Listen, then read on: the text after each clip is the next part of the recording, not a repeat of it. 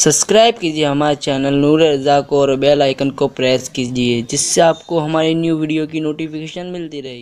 हिंदुस्तान की सरजमीन पर भी कई असहाबे रसूल तशरीफ लाए, वो वापस भी गए।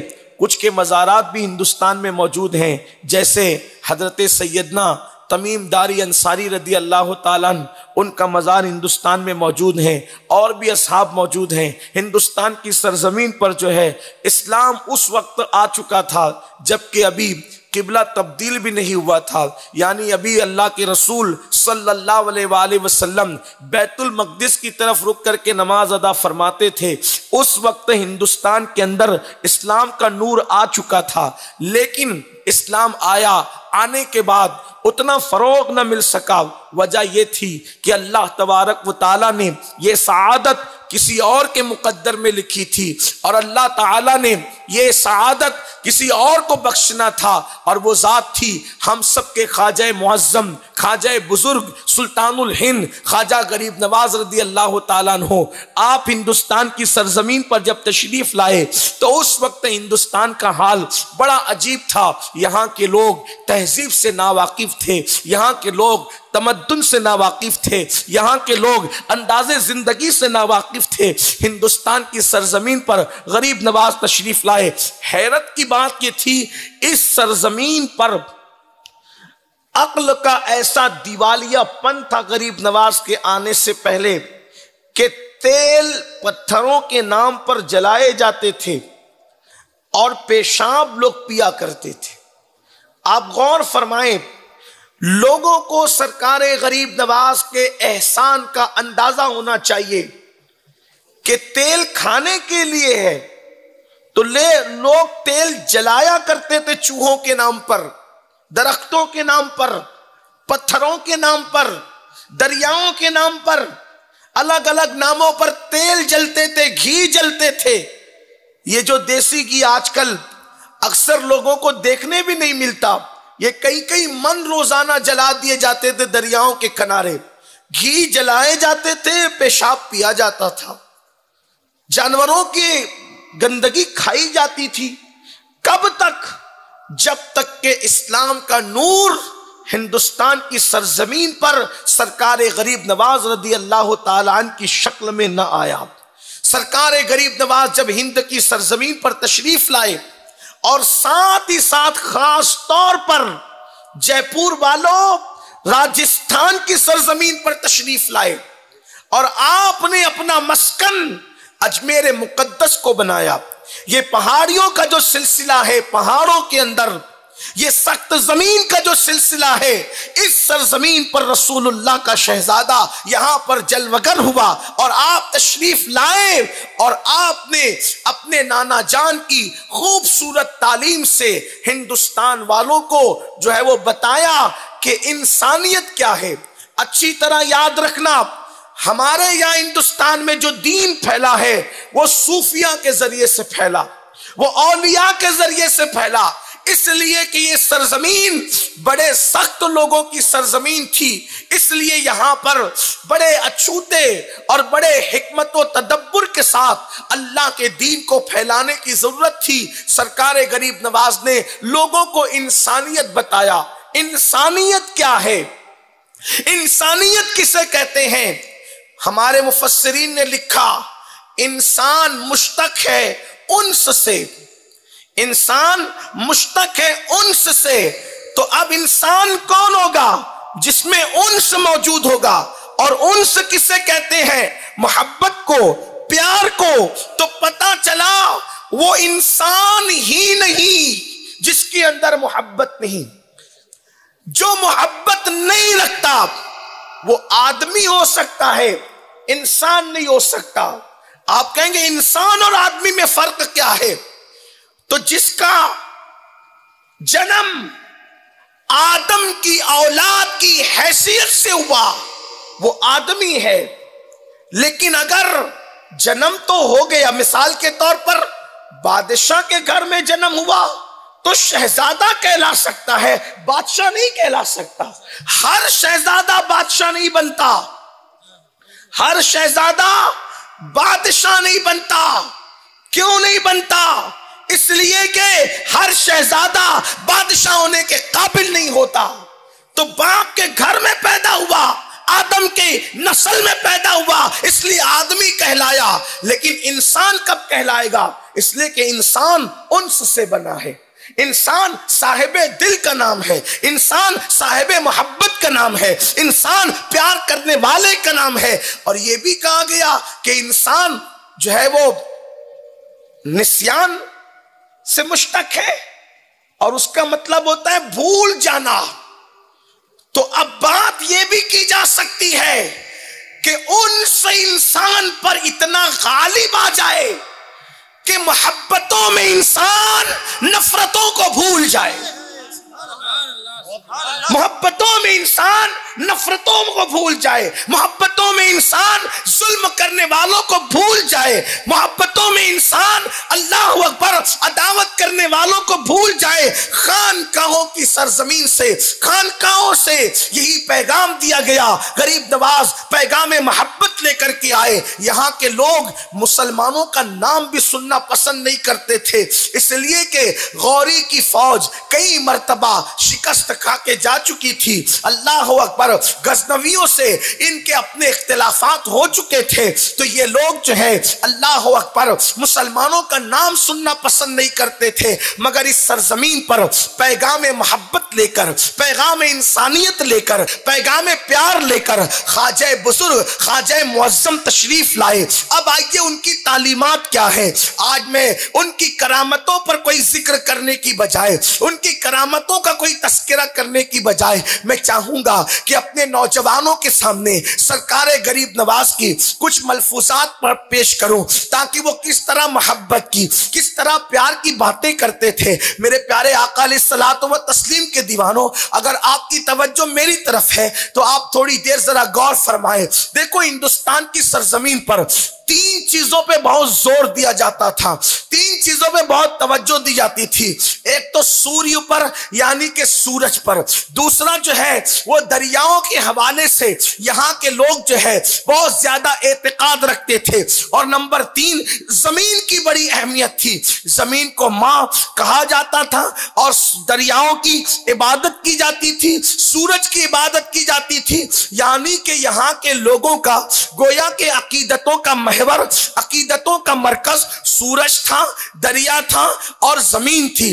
अब ये तीन चीजें हैं, अल्लाह अकबर। लेकिन ख्वाजा बुजुर्ग ने उन्हीं तीन चीजों को सामने रखकर हिंदुस्तान वालों को कैसा पैगाम मोहब्बत अता फरमाया। सरकार गरीब नवाज फरमाते हैं, कोई अल्लाह का दोस्त उस वक्त तक नहीं हो सकता, कोई अल्लाह का दोस्त उस वक्त तक नहीं हो सकता जब तक उसके अंदर दरिया जैसी सखावत ना पैदा हो जाए।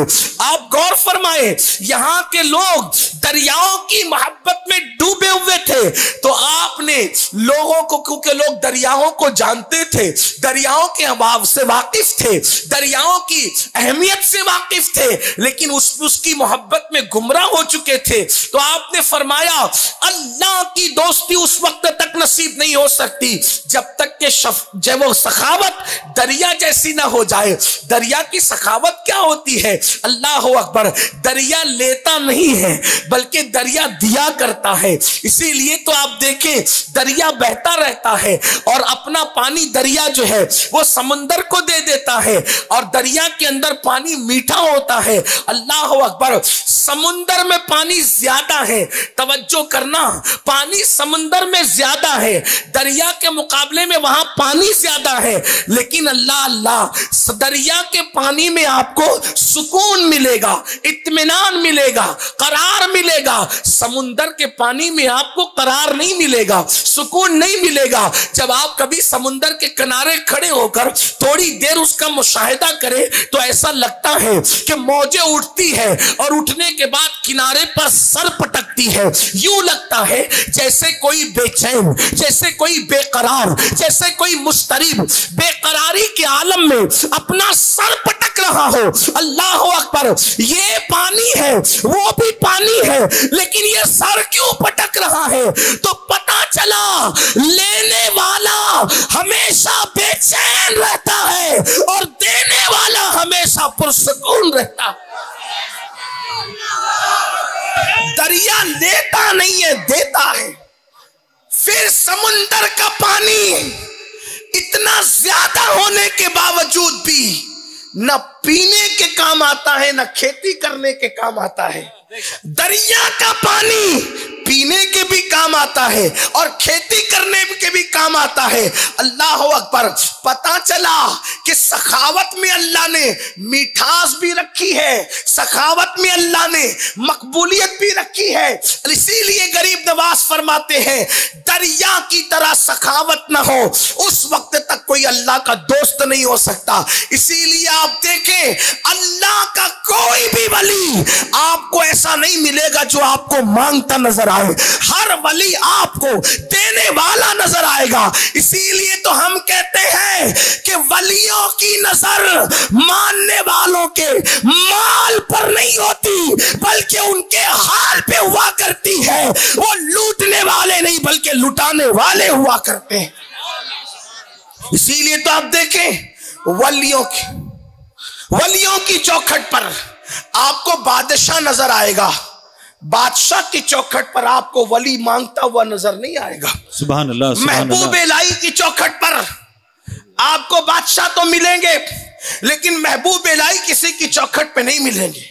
बाबा फरीद की चौखट पर आपको बादशाह तो मिलेंगे, बाबा फरीद किसी बादशाह की चौखट पे नहीं मिलेंगे। खुद ख्वाजा बुजुर्ग को देख ले, बड़े बड़े बादशाह गरीब नवाज के कदमों में नजर आएंगे, लेकिन गरीब नवाज कभी आपको किसी के कदमों में नजर नहीं आएंगे। इसलिए कि जो अल्लाह का दोस्त हो जाता है, मन काना लिल्लाह कान अल्लाह लहू, जो अल्लाह का हो जाता है अल्लाह उसका हो जाता है, और खुदा जिसका हो जाए फिर उसे कमी किस बात की हुआ करती है। इसलिए अल्लाह के वली देने वाले होते हैं। और याद रखना, लोगों की भीड़ वही होती है जहां लेने वाले ना हो, जहां देने वाले। ये वलियों के आस्थाने पर क्यों भीड़ है? मेरा उन्वान हालांकि ये नहीं, लेकिन बात निकल आई है तो अर्ज करूं। भीड़ ये देते हैं। लोग कहते हैं आज कि ये लोग तो मिट्टी का ढेर है। हिंदुस्तान में मुश्किल हमारे लिए ये है कि 1857 के बाद से अंग्रेजों के इस मिशन ने हमें इतना नुकसान पहुंचाया, लड़ाओ और हुकूमत करो। तो जब अंग्रेज हिंदुस्तान आया तो अंग्रेज के आने तक हिंदुस्तान का बादशाह हो या हिंदुस्तान की अवाम हो, ये सब के सब उस अकीदे पर थे, अक्सरियत में, जो सहाबा और अहले बैत का अकीदा था। कोई यहां झगड़ा नहीं था, फिरकावारियत नहीं थी, फसाद नहीं था। चंद 2.5% लोग थे जिनको एक बादशाह की जरूरत ईरान से यहां तक लाई थी। उनका कोई शुमार भी नहीं था, उनकी कोई गिनती भी नहीं थी। वो अपनी अपनी दुनिया में मस्त थे, उनकी कोई अहमियत नहीं थी। ना लोग उनके साथ उठते थे, ना बैठते थे, ना शादी ब्याह करते थे। उनके अपने मामलात अलग थे।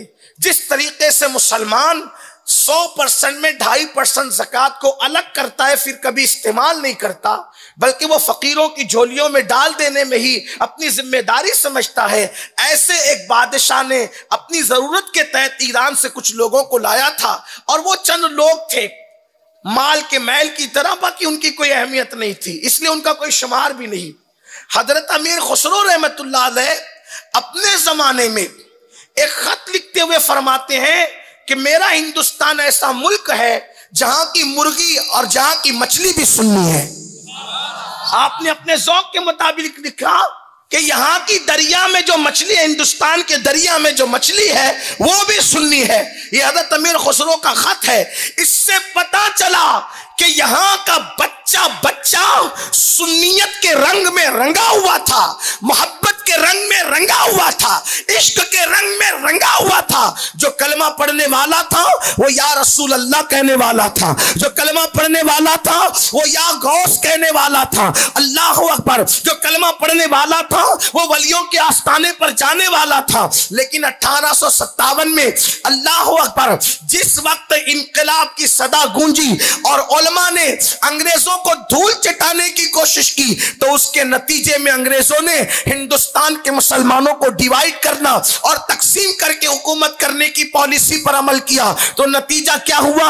ऐसे लोगों को पैदा किया गया जो नबियों पर एतराज करे, जो वलियों पर एतराज करे, जो खुदा पर एतराज करे। लेकिन मैं बात सिर्फ आपको इतना कहना चाहता हूं, लोग कहते हैं कि वली कुछ दे नहीं सकता और वली को कुछ देने की हैसियत नहीं, इसलिए कि इनके नाक पर अगर मक्खी बैठ जाए तो ये मक्खी नहीं हटा सकते।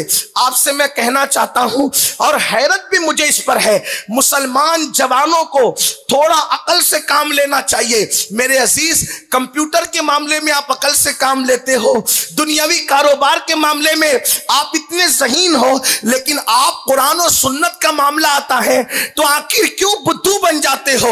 लोग क्या कहते हैं कि देखो कुरान कह रहा है कि कोई वली अपनी नाक पर बैठी हुई मक्खी नहीं हटा सकता, तो इन खबरों पर क्यों जाते हो? मैं पूछता हूं मेरे अजीज, जब कुरान नाजिल हो रहा था मक्कतुल मुकर्रमा में, तो कौन सा वली था जिसके मजार पर लोग भीड़ लगाते थे? तो उसकी मुखालफत में कुरान की आयत नाजिल हुई कि ये अपनी नाक पर बैठी हुई मक्खी नहीं हटा सकते, ये अपने नफा व नुकसान के मालिक नहीं। मेरे अजीज, वहां तो किसी वली का मजार भी नहीं था, फिर आखिर किस वली के? जाहिर सी बात है कोई तो ऐसी ना ऐसी गंदगी होगी जिसके खिलाफ ये आयत नाजिल हुई। कुरान की आयतें यूं ही थोड़ी उतर गई, ऐसा बैकग्राउंड बना, ऐसा पस मंजर बना, उस पस मंजर में ये आयतों का नुज़ूल हुआ। तो मक्के में किस वली का मजार था जहां पर लोग भीड़ लगा रहे थे, उसके खिलाफ आयत नाजिल हो रही थी? तो जब अल्लाह के रसूल तशरीफ लाए तो वहां किसी वली का ऐसा मजार तो था नहीं कि जहां लोग जाकर के मन्नतें माने, जहां जाकर के लोग माज़अल्लाह फातिहा पढ़े और उसके खिलाफ आयत नाजिल हो जाए। ये आयतें जो नाक पर मक्खी बैठने के ना हटाने पर है, नफा और नुकसान का जो मालिक नहीं, जिसका जिक्र आया, ना नफा पहुंचा सकते ना नुकसान पहुंचा सकते हैं, ये आयतें बुतों की मुज़म्मत में नाजिल हुई है, ये वलियों के लिए नहीं आई। अरे वली तो बाद में आए, सहाबा के भी बाद आए, हम जिन्हें वली कहते हैं। और रही बात नाक पर मक्खी बैठने की कि मक्खी नहीं हटा सकते, कौन सा वली ऐसा है जिसके नाक पर मक्खी बैठती है कब्र में? अगर वली की कब्र में नाक पर मक्खी बैठती है तो फिर वो मक्खी साहिबे करामत है, वो मक्खी साहिबे करामत है। अरे नादान, जब वो कब्र में चला गया तो आम इंसान के कब्र में जाने के बाद उसकी नाक पे मक्खी नहीं बैठती, तो वली की नाक पर मक्खी कैसे बैठ सकती है?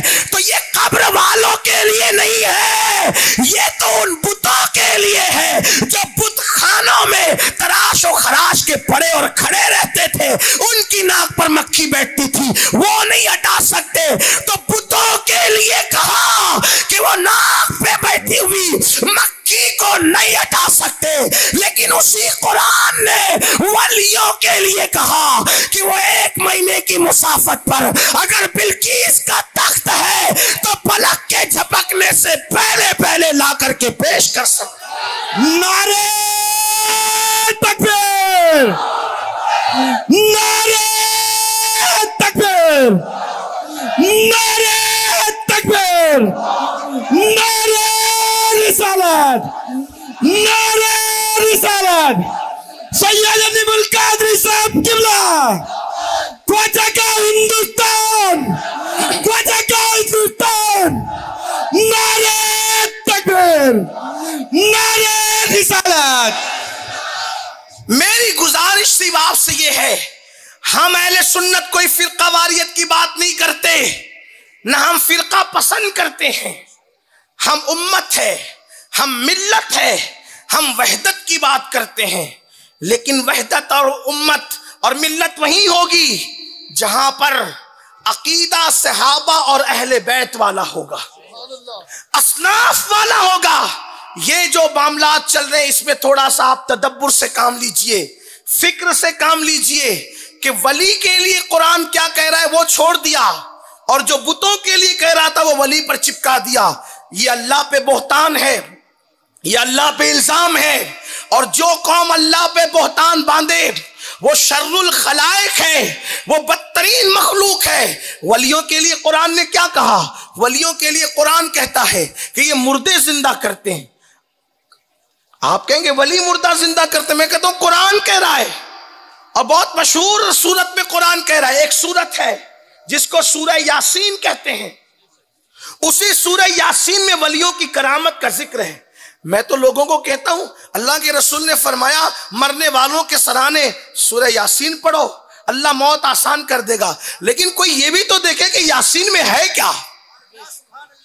कभी आपने कुरान खोला, कभी कुरान पे गौर किया कि यासीन है क्या? यासीन के अंदर अल्लाह ने 3 वलियों की करामत को बयान किया है। सादिक, सदूक और शमऊन की करामत को अल्लाह ने बयान किया है, लेकिन उसका कोई जिक्र करने का मौका नहीं। लेकिन इतना जरूर कहूंगा, इब्ने अब्बास की तफसीर में है कि वो 3 वली हजरत ईसा अलैहिस्सलाम के आसमान पर उठाए जाने के बाद वो दावत लेकर के गए थे ईसा अलैहिस्सलाम के हुक्म पर कि जाओ और ये कौम मरने के बाद दोबारा जिंदा किए जाने पर अकीदा नहीं रखती, उनको समझाओ। और ये अल्लाह पर ईमान नहीं रखती, उनको समझाओ। ये बुतों की इबादत करती है, उनको समझाओ। तो एक वली गया, उसके बाद अल्लाह अकबर, वो कैद कर दिया गया। दूसरा वली गया, वो कैद कर दिया गया। तीसरा हिकमत से गया। तो बाद में अल्लाह अकबर उसने बताया अल्लाह अल्लाह कि ये क्या चीज है, और उसने मुर्दा जिंदा किया और मुर्दे ने जिंदा होकर के बताया। इब्ने अब्बास कहते हैं कि क्या हुआ, जब वो वली उस मुर्दे को जिंदा करने की बात कर रहा था तो हजरत ईसा खुदा से अर्ज कर रहे थे, मौला ये मेरे भेजे हुओं की इज्जत का सवाल है। जब ये कहेगा कि मुर्दा जिंदा हो जा तो मुर्दा जिंदा हो जाना चाहिए। हम कहते हैं ईसा की उम्मत का वली कुम बिस्मिल्लाह कहता है तो सिफारिश के लिए ईसा खड़े होते हैं, और जब मोहम्मद रसूलुल्लाह की उम्मत का वली कुम बिस्मिल्लाह कहते हैं तो सिफारिश के लिए मुस्तफा जाने रहमत खड़े होते हैं। नारे तकबीर, नारे तकबीर, मुर्दे नारे रिसालत, बस्ती बस्ती तरिया तरिया, बस्ती बस्ती तरिया तरिया, नारे तकबीर, नारे रिसालत। अरे जब वली जिंदगी दे सकता अल्लाह की अता से तो क्या नहीं दे सकता? लोग कहते हैं क्या कुरान की बात है, कुरान उठाकर देखें। मैंने 2 बातें पेश की, एक तो सूरह नमल से तख्ते बिल्कीस का, नंबर 2 सूरह यासीन से जिंदगी देने का, मुर्दों को जिंदा करने का। अब आप मुझे बताएं, जब कौमे ईसा के, उम्मते ईसा के वलियों की ये शान है तो उम्मते मोहम्मदिया के वलियों की शान का, उनकी अजमत का, उनकी बुजुर्गी का आलम क्या होगा? तो इसलिए ये जो जहन बनाया जाता है कि वली क्या दे सकते हैं, मेरे अजीज, अल्लाह जब किसी को अपना दोस्त बनाए, अल्लाह जब किसी को अपना दोस्त बनाए तो उसको इतने इख्तियारात भी देता है कि वो जो चाहे अल्लाह की अता से, अल्लाह के इज़्न से किसी को दे सकता है। जिंदगी दी कि नहीं दी, अल्लाह अकबर, मुर्दा जिंदा किया कि नहीं किया, और ये कुरान में मौजूद है। और एक बात आपसे और अर्ज कर दूं, कभी कभी लोग ये भी कह जाते हैं यार कोई वली किसी के कुछ काम नहीं आएगा। मैं कहता हूं मेरे अजीज, कुरान तो पढ़, कुरान की तरफ तवज्जो तो कर। ये 1857 के बाद जो इख्तिलाफात रूनुमा हुए, ये जो फितने फसाद रूनुमा हुए, खुदा के लिए हिंदुस्तान वालों आओ, इसकी गंदगी से बाहर आओ, इसकी गंदगी से बाहर निकलो, इसकी बुराई से बाहर निकलो और उस तरफ देखो जो हमारे अस्लाफ का अकीदा, जो सहाबा का अकीदा, जो अहले बैत का अकीदा, जो आइम्मा मुज्तहिदीन का अकीदा, जो हमारे बुजुर्गों का अकीदा। अल्लाह अकबर। देखो कुरान क्या कहता है, अल अखिल्लाउ यौमइज़िन बादुहुम लिबादिन अदू इल्लल मुत्तकीन। अल्लाह कुरान में फरमाता है कि जितने तुम्हारे गहरे दोस्त हैं, कयामत के दिन वो तुम्हारे दुश्मन हो जाएंगे, लेकिन कयामत में कौन काम आएगा? इल्लल मुत्तकीन। अल्लाह के मुत्तकी बंदे तुम्हारे काम आएंगे। और ये मुत्तकी लोग कौन है? तो कुरान कहता है इन औलियाहु इल्लल मुत्तकून, कि अल्लाह के वली ही तो मुत्तकी लोग हुआ करते हैं। तो पता चला कयामत में वली काम आए। दुनिया में वली जिंदा कर दे मुर्दे को, दुनिया में वली जो है तख्ते बिल्किस को पलक के झपकते ला करके रख दे। अल्लाह अल्लाह, जब वो मुर्दा जिंदा कर दे, जब वो तख्ते बिल्किस पलक के झपकते ला कर रख दे, तो अल्लाह अकबर, ये औलिया क्या नहीं कर सकते? खुदा ने इनको बड़ी कुव्वत दी, बड़ी ताकत दी। तो औलिया अल्लाह की शान बड़ी अजीम है। तो मैं अर्ज ये कर रहा था, मुसलमानों, सरकारे गरीब नवाज हिंदुस्तान की सरजमीन पर तशरीफ लाए और आने के बाद आपने यहाँ मुर्दे भी जिंदा किए, आपने यहाँ लोगों के साथ सखावत भी फरमाई, आपने लोगों के साथ यहाँ एहसानात भी फरमाए, पैगाम इंसानियत अता किया। गरीब नवाज फरमाते हैं अल्लाह का वली कोई नहीं हो सकता जब तक के दरिया जैसी सखावत पैदा ना हो जाए। फिर फरमाया अल्लाह का वली कोई नहीं हो सकता जब तक उसके अंदर सूरज के जैसी शफकत पैदा ना हो जाए, सूरज जैसी शफकत पैदा ना हो जाए। आप कहेंगे सूरज में कैसे शफकत होती है? तो सूरज जब निकलता है तो जैसे वो बादशाह के महल को चमकाता है, वैसे वो गरीब के झोपड़े को भी चमकाता है। उसके नजदीक अमीर और गरीब में कोई फर्क नहीं होता, उसके नजदीक काले गोरे में कोई फर्क नहीं होता, उसके नजदीक अरबी अजमी में कोई फर्क नहीं होता, उसकी रोशनी सब पर बराबर होती है। तो सूरज जैसी शफकत चाहिए। और फरमाया जब तक के जमीन जैसी आजिजी और इनकिसारी पैदा ना हो, उस वक्त तक कोई अल्लाह का वली नहीं हो सकता। जमीन में कैसी आजिजी है, कैसी इनकिसारी है। तो मैं अर्ज ये कर रहा था, अल्लाह का हर वली लूटने वाला नहीं, लुटाने वाला, लेने वाला नहीं, देने वाला। उसकी नजर मुरीदों के माल पर नहीं होती, उसकी नजर मुरीदों के हाल पर होती है। वो दिल पर नजर रखता है, जेब पर नजर नहीं रखता। कुर्बान जाए। आइए गरीब नवाज को देखें, गरीब नवाज लुटा रहे हैं, गरीब नवाज सखी बादशाह, गरीब नवाज अता करने वाले। अकबर को देखो, उनके दरवाजे पे झोली फैला रहा है। शाहजहां को देखो, उनके दरवाजे पे झोली फैला रहे हैं। औरंगजेब को देखो, उनके दरवाजे पे झोली फैला रहे हैं। शहाबुद्दीन गौरी को देखो, उनके दरवाजे पे झोली फैला रहे हैं। इसी तरह शमसुद्दीन अल्तमश को देखो, उनके दरवाजे पे झोली फैला रहे हैं। अल्लाह अकबर। ये बादशाहों को बादशाह वलियों की चौखट से मिली।